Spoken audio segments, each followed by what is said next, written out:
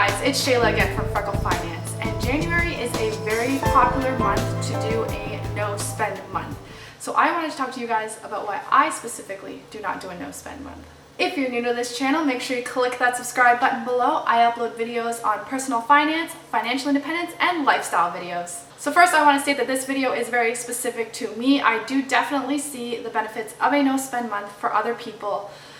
For various reasons that they have. So I am not rejecting the idea of a no spend month. I just thought you guys would be interested to know why I personally probably will never do a no spend month. The first and probably honestly the biggest reason is that there's not much that I would not spend in the month of January that wouldn't just end up getting spent in February, because most of the things I buy are things that I really want or that I need. So for me, it would just be taking the spending and moving it from one month to another, which kind of defeats the purpose of why most people do a no spend month. As well, when you keep in mind that me and my husband are debt free and have been for 5 years, there's not this huge incentive to get rid of all of our debt very quickly, and we can reward ourselves with the ability to be able to spend our category of spending every month without feeling guilty because we have debt that we need to pay off. Now, we are aiming towards early financial independence, and obviously that's something that we are working towards, but I don't think a few dollars here and there every month are saving our entire spending category. 1 month on a very rare occasion is going to make any difference whatsoever. And I think the idea where I wouldn't be able to spend money would stress me out immensely. And you know, when you're told like you can't do something, you just want to do it so much more, and the amount of stress on me about how I can't buy something, especially because I would go really hardcore. If my shoes broke and I had no shoes, I'd be like, I'm walking around in these shoes because it's no spend month. So just for me personally, I would be way too stressed out. I don't think I would be able to enjoy the whole thing, and if I did enjoy it, it's because I would know that I would be replacing something the next month, which, like I said, defeats the purpose. I don't think it would create or cause us to save really a significant difference. As well, we are very conscious spenders in the first place. We generally think very hard about purchases, and as it is, we will put off purchases for non-necessities for a long time to ensure that it's something that we really want. So I think when someone has a more minimalistic idea about spending and not so much the consumerist perspective, it's much harder to say I'm going to do a no spend month because the benefits aren't really there for me. There's not much that I buy in a consumer sense, and that's one of the huge benefits that I see in a no spend month, is just not buying unnecessary junk for an entire month. That is a great reason to do it, but it's just not something that I regularly do.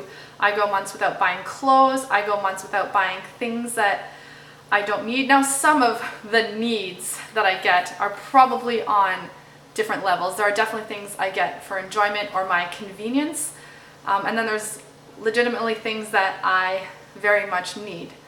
But those things that I don't need that much, as I previously said, would just go into a different month where I'd buy them, because I've probably honestly been thinking about buying the thing for several months anyways. And my husband and I are both extremely good at not going over the amount that we allot to spending every month, and any month that we are under, that goes directly to savings. We don't lump that over into the next month. So if we just spend less anyways, then it just goes to saving. And we have never really felt the need to spend our entire spending category. It's just how it goes. We just have an amount where it's flexible for those months where we do need to spend more, so we don't need to feel as guilty about it.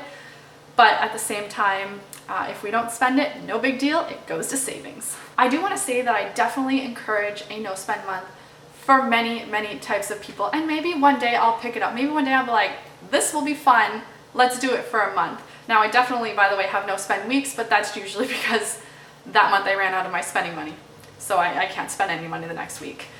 But I definitely encourage people who do struggle with wanting to purchase something when they don't need it, they can't afford it, stuff like that. I think going on a month where you just purge yourself, don't go to the mall, don't buy anything. Obviously, there's different levels of no spend month. Some people will use what they've stocked up on.